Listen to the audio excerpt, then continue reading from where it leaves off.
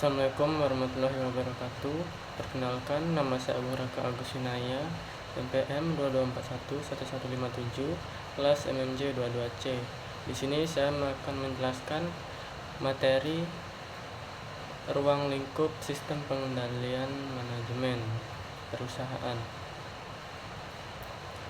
Sistem pengendalian manajemen atau SPM merupakan hal penting bagi kesuksesan perusahaan.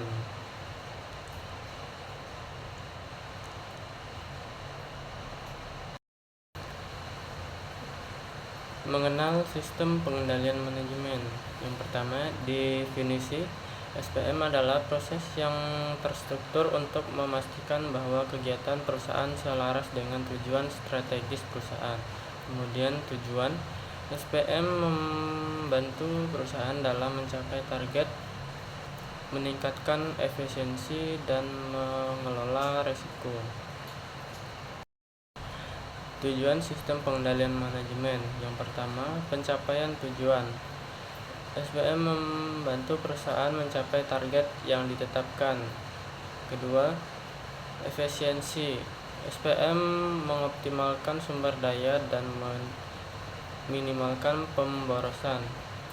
Yang ketiga, pengendalian risiko. SPM mengidentifikasi dan mengelola risiko yang dapat membahayakan perusahaan.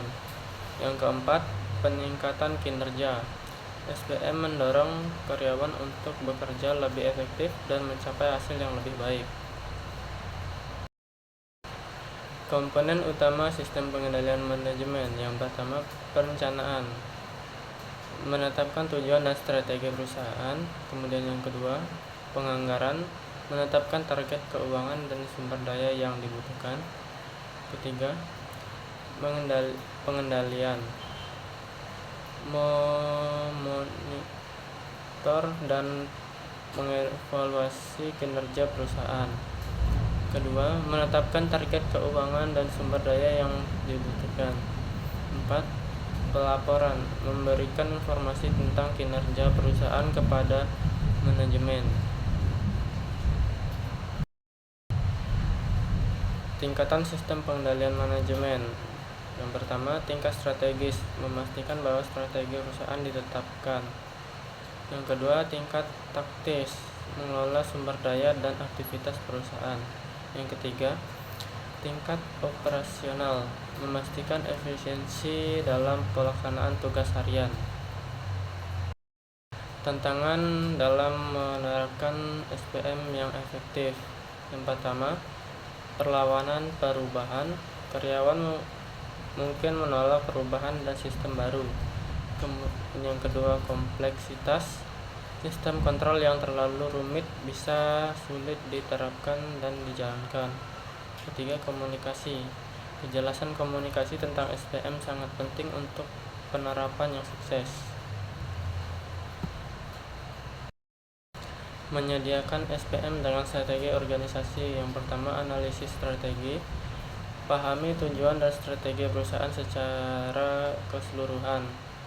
Kedua, evaluasi SPM. Tentukan apakah sistem kontrol yang ada untuk mendukung strategi perusahaan.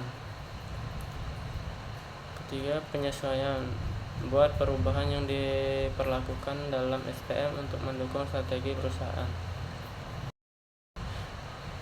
Yang terakhir, peningkatan keberlanjutan sistem pengendalian manajemen. Yang pertama, evaluasi keberlanjutan.